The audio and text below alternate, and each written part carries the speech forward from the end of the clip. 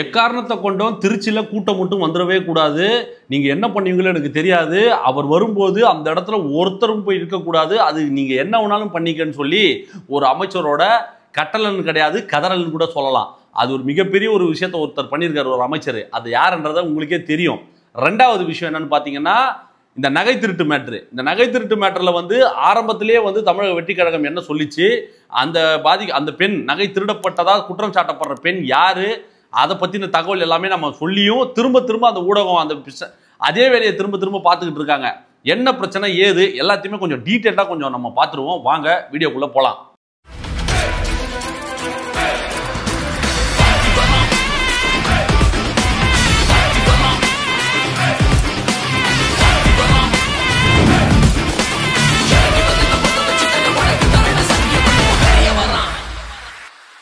ஒரு முக்கியமான விஷயம், நம்ம ஓப்பன் டாக் மீடியாவோட அஃபிஷியல் வாட்ஸ்அப் சேனல் வந்து நான் ஒன்று உருவாக்கியிருக்கேன்.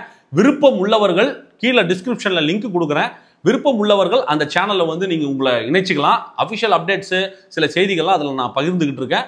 விருப்பம் உள்ளவங்க வந்து சேர்ந்துருங்க. முதல்ல வந்து நம்ம இந்த விஷயத்தை பற்றி பேசிடுவோம், அந்த நகை மேட்டரை பற்றி பேசிடுவோம். கன்னியாகுமரியில் வந்து ஒரு பெண், அதாவது அவங்க பேர் வந்து அர்ஷிதான்ற ஒரு பெண் வந்து வழக்கறிஞர் வீட்டில் வந்து நகை திருடப்பட்டதா அவங்க மேலே ஒரு குற்றச்சாட்டு வைக்கப்படுது. சரி, அவங்க யாரு என்ன, அவங்களோட பின்புலம் என்ன, அதை பற்றிலாம் எதுவுமே யோசிக்காம தாவேகாவின் நிர்வாகியான அஸ்வினி வந்து இந்த மாதிரியான ஒரு திருட்டு சம்பவத்தில் ஈடுபட்டிருக்காங்கன்னு ஒரு காடை வந்து ஒரு தனியார் ஊடகம் வந்து போட்ட உடனே வந்து நம் விர்ச்சுவல் வாரியர்ஸ் ஐடி விங் இறங்கி அதை ரிசர்ச் பண்ணுது. அதை பேக்ரவுண்ட் வெரிஃபிகேஷன் நம்ம செக் பண்ணுறோம். செக் பண்ணி பார்க்கும்போது தான் தெரியுது, அவங்க தமிழக வெற்றி கழகத்தில் எந்த ஒரு அடிப்படை உறுப்பினர், அதாவது நம்ம கட்சியில் வந்து உங்களுக்கு நல்லாவே தெரியும், நம்ம கட்சியில் வந்து ஆப் மூலிமா எத்தனை லட்சம் பேர் சேரலாம், யார் வேணாலும் சேரலான்றது உங்களுக்கு நல்லாவே தெரியும். அதுபோல அவங்க வந்து ஒரு சாதாரண உறுப்பினர். அவங்களுக்கு வந்து எந்த ஒரு பதவியோ பொறுப்போ இந்த நாள் வரை, இப்போ நான் பேசிட்டு இருக்க அந்த நிமிஷம் வரைக்கும் எந்த ஒரு பொறுப்பும் கொடுக்கல. அவங்க இருந்திருக்கிறாங்க. இப்போ திமுக அவங்க போயிருக்கிறாங்க. இப்போ திமுக இருக்கக்கூடிய ஒரு பொறுப்புல அவங்க இருக்காங்க. இருக்கும்பொழுது அந்த ஊடகம், செய்தி ஊடகமானது அப்படிப்பட்ட ஒரு காடை போடுது. அந்த காடை போட்டவுடனே நம்ம எதிர்வினை ஆற்றோம் கிடையாது, நீங்க ஒரு பொய்யான தகவலை பரப்புறீங்க, அவங்களுக்கு தாவேகால எந்த ஒரு பொறுப்புகளும் வழங்கப்படவில்லை, அவங்க எந்த ஒரு பொறுப்புலையும் கிடையாது, நீங்க தேவையில்லாம வந்து பொய் பரப்புறீங்கன்னு சொல்லி ஆதாரத்தோட அவங்க திமுக அவங்களோட ஃபேஸ்புக், இன்ஸ்டாகிராம் ஐடிஸு, அவங்களோட பேக்ரவுண்ட் வெரிஃபிகேஷன்லாம் செக் பண்ணி பார்க்கும்போது அவங்க ஒரு அக்மார்க் ஊபி உடன்பிறப்பு, அவங்க திமுகவை சார்ந்தவங்கன்றது நமக்கு தெளிவாகவே நமக்கு தெரியுது, கிளீனாகவே நம்ம பார்க்குறோம். நம்மளோட விர்ச்சுவல் வாரியர்ஸ் வந்து அதை வந்து எக்ஸ்போஸ் பண்ணாங்க. அது முடிஞ்சது. அதுக்கப்புறம் வந்து அந்த கன்னியாகுமரி மாவட்ட செயலாளர் வந்து ஒரு அறிக்கை வெளியிடுறார். என்ன மாதிரினா, இது இப்போ நான் சொன்னது தான், அவங்களுக்கும் தமிழக வெற்றி கழகத்துக்கும் எந்த ஒரு சம்மந்தமும் கிடையாது. அவங்க திமுகவின் பின்புலத்தை சார்ந்தவங்களா இருக்காங்க. நம்மளோட கட்சிக்கு வந்து நற்பெயரை வந்து களங்கப்படுத்துவதற்காக திட்டமிட்டு ஒரு வேலையை வந்து செஞ்சுக்கிட்டு இருக்காங்க. அவங்களுக்கு கட்சியில் எந்த ஒரு பொறுப்பும் கொடுத்தது கிடையாது. நான் அவங்களை இது வரைக்கும் பார்த்தது கூட இல்லைன்னு அந்த மாவட்ட செயலாளர் வந்து ஒரு மறுப்பு அறிக்கை ஒன்றத்தை வெளியிடுறாரு. ஆன் ஸ்பாட்ல நேற்று அண்ணன் ரோயலாமணி அவர்கள் வந்து ஒரு தனியார் யூடியூப் நிறுவனத்துக்கு வந்து பேட்டி கொடுக்கும் பொழுது ஆன் ஸ்பாட்ல என்னங்க உங்க நிர்வாகிகள் வந்து ஒரு திருட்டு பட்டம் கட்டியிருக்காங்களே, திருடி இருக்காங்களேன்னு சொல்லிட்டு ஆங்கர் கேள்வி கேட்கும் போது சர்ற மாதிரி அந்த இடத்துல வந்து ஆதாரத்தோட போட்டு அண்ணன் வெளுத்து விட்டுருக்காரு. அப்போ நேரடியாகவே வந்து அந்த ஷோலயே வந்து அந்த மாவட்ட செயலாளருக்கு ஃபோன் பண்ணி அப்போ அந்த தகவல் எல்லாத்தையும் அந்த மாவட்ட செயலாளர் லைவா பேசுறாரு. இல்லைங்க, அந்த பெண்ணை நான் இது வரைக்கும் பார்த்ததே கிடையாது, ஒரு மாவட்ட செயலாளர் தெரியாம எப்படி இங்க பொறுப்பு கொடுத்துருக்க முடியும், அவங்க எந்த ஒரு பொறுப்புலையும் கிடையாது, அவங்க நிர்வாகியும் கிடையாது, அவங்க ஏதோ ஒரு ஆப் மூலியமா வந்து சேர்ந்துருக்காங்க, அவ்வளவுதானே தவிர மற்றபடியே கட்சிக்கு அவங்களுக்கு எந்த ஒரு சம்பந்தம் கிடையாது. இப்போ அவங்க திமுக தான் இருக்காங்கன்றத வந்து ஓப்பனா எக்ஸ்போஸ் பண்ணி விட்டாங்க. இவ்வளவும் பண்ணதுக்கு அப்புறமும், ஆதாரத்தை தெரிவிச்சதுக்கு அப்புறமும் இல்ல நாங்க தெரியாம பண்ணிட்டோம்னு அவங்க வந்து மன்னிப்பு கேட்கிற லெவலுக்கும் போயிட்டாங்க அந்த தனியார் நிறுவனம். இல்ல நாங்க அதை திருத்திக்கிறோம், சரி பண்ணிக்கிறோம்ன்றதும் சொல்லியிருக்கிறதா எனக்கு ஒரு தகவல்.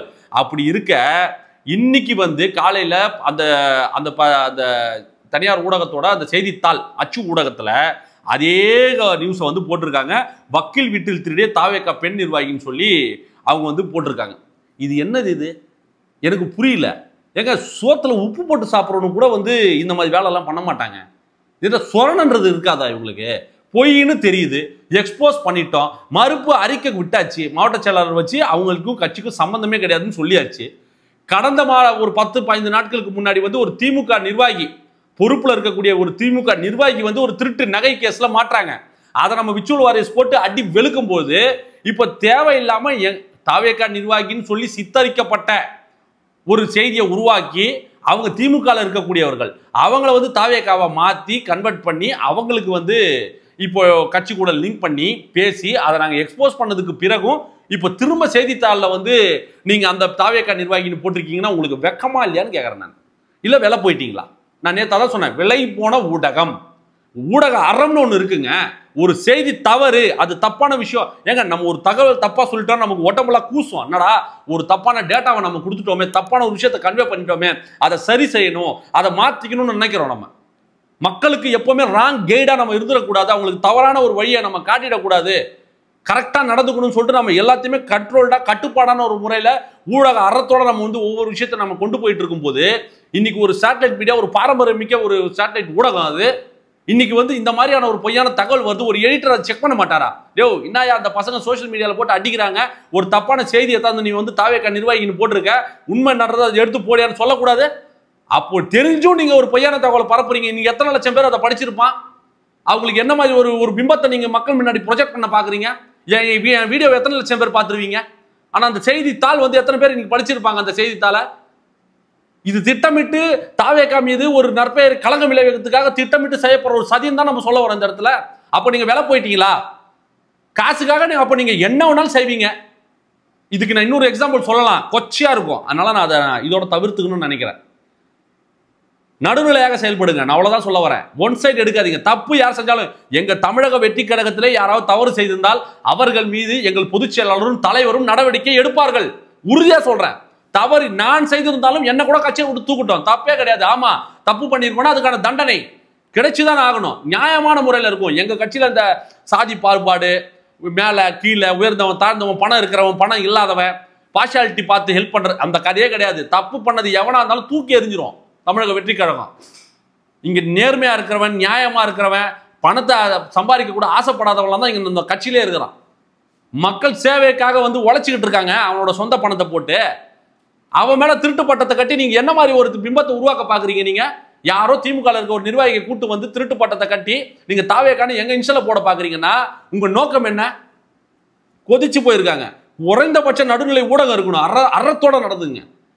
இனி திரும்ப இந்த மாதிரி நடந்ததுன்னா உங்களுக்கு பின்விளைவுகள் ரொம்ப அதிகமா இருக்கும். சோசியல் மீடியால வந்து இன்னைக்கு எல்லாமே இருக்கு. அந்த காலம்னா கூட நீங்க உருட்டிடலாம், புரியுதுங்களா? நான் ஆம கறி சாப்பிட்டேன், பன்னி கறி சாப்பிட்டேன், மான் கறி சாப்பிட்டேன், மயில் கறி சாப்பிட்டேன் சொல்லி நீங்க இஷ்டத்துக்கு என்ன வேணாலும் சொல்லிக்கலாம். நடைமுறைக்கு சாத்தியமா? ஊடகம் இருக்கிற இந்த காலத்துல வந்து உருட்டிக்கிட்டு இருக்கீங்க, பொய்யான தகவலை பரப்பிக்கிட்டு இருக்கீங்க. வைத்தறிச்சலா இருக்குங்க எனக்கு இதெல்லாம் பார்க்கும்போது. இவ்வளவு எக்ஸ்போஸ் பண்ணி திரும்ப ஒரு செய்தித்தாளில் வருதுன்னா என்னங்க நியாயமாங்க இது? ஒரு புறம் இது இந்த மாதிரி பொய்யான தகவலை பரப்புறது ஒரு புறம்னா, 13ஆம் தேதி தலைவர் திருச்சிக்கு போறாருங்க. திருச்சி யாரோட கோட்டை? இது வரைக்கும் தம்பி திருச்சி பக்கம்லாம் வந்துடாத, அது எங்களோட கோட்டைன்னு சொல்லிக்கிட்டு இருந்தாங்க உடன்பிறப்புகள்.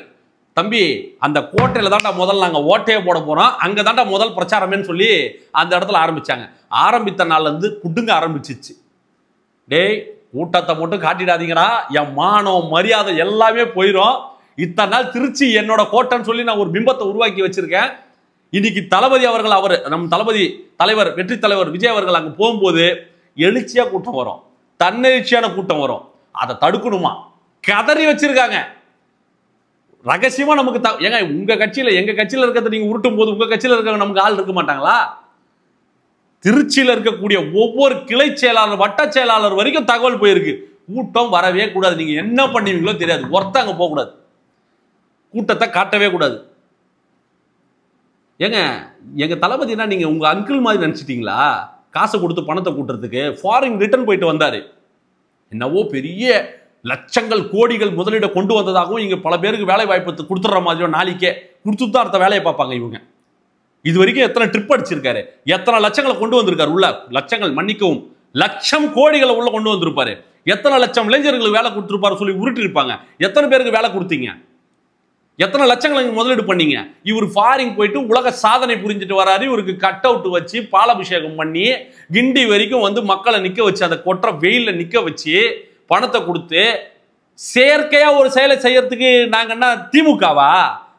தாவேகாடா ஆர்கானிக்கா மக்களோட எழுச்சி தானா வரும். வெறுத்து போயிருக்காங்க மக்கள். நீங்க என்ன முடக்கிட முடியும்? மாநாட்டுக்கு போகக்கூடாதுன்னு பள்ளத்தில் வண்டி போடுவீங்க, வண்டியை திருப்பி விடுவீங்க.